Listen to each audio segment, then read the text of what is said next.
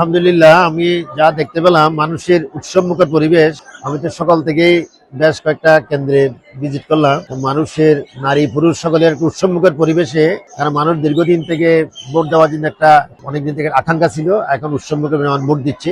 আমি যতটুকু দেখলাম সব জায়গায় মোটামুটি শান্তিপূর্ণভাবে ভোট গ্রহণ হচ্ছে। এখন পর্যন্ত রাঙ্গুনিয়াতে সকাল থেকে আমরা যা খবর নিচ্ছি, সব জায়গায় শান্তিপূর্ণ পরিবেশ ভোট হচ্ছে এবং আমাদের আইন শৃঙ্খলা বাহিনীও আছে, টহল দিচ্ছে চারিদিকে। বিশেষ করে আমাদের সেনাবাহিনীর ওনারা চারিদিকে টহল দিচ্ছে। আশা করি এখন পর্যন্ত পরিবেশ অনুকূলে আছে আর কি, ভোটের আছে, ভালো পরিবেশ, ভালো আছে। ভোটার উপস্থিতি কিছু কেন্দ্রে উপস্থিতি খুব কম দিচ্ছে। আমি বিশেষ শনিবার রাঙ্গুনিয়াতে যে কয়েকটা কেন্দ্রে গেলাম, ওখানে ভোটার উপস্থিতি খুব কম দেখলাম।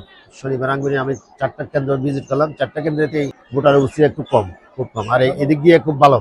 অভিযোগ আসছে আমাদের কাছে, অভিযোগ আসছে একটা শিলকের একটা কেন্দ্রে আমাদের একটা কর্মীকে আহত করে, আর একটাতে রানীহাট কেন্দ্রে আমাদের একটা এই যে এজেন্টের সাথে একটু ঝগড়াঝাটি হয় রানীহাট কেন্দ্রে, রানীহাট হাই স্কুল, আরবি হাই স্কুল, দুই জায়গায় একটু আমরা খবর পাইছি আর কি। অনুভূতি ভালো লাগতেছে, মানুষ উৎসবমুখর পরিবেশ আছে। আশা করি ইনশাল্লাহ বিজয়ের মালা হবে। মানুষ ভোট দেওয়ার জন্য আগ্রহ আছে। আমার মনে হয় ইনশাল্লাহ রাঙ্গুনিয়ার সন্তানকেই রাঙ্গুনিয়াবাসী বেছে নিবে। সারা দেশে মানুষের মধ্যে একটা আকাঙ্ক্ষা, সারা দেশে মানুষ একটা পরিবর্তন চায়, একটা দুর্নীতিমুক্ত সমাজ চায়। মানুষ দুর্নীতির বিরুদ্ধে, মানুষের একটা সোচ্চার। সারা বাংলাদেশে মানুষ দুর্নীতি, সন্ত্রাস, চিন্তায় রাহাজানি, এগুলোর বিরুদ্ধে মানুষ সোচ্চার। তো আমার মনে হয় আমার রাঙ্গুনিয়াতে ইনশাল্লাহ রাঙ্গুনিয়াবাসী দুর্নীতির বিরুদ্ধে, সন্ত্রাসীর বিরুদ্ধে রায় দিবে এবং রাঙ্গুনিয়ার সন্তানকে বেছে নিবে আমি ইনশাল্লাহ।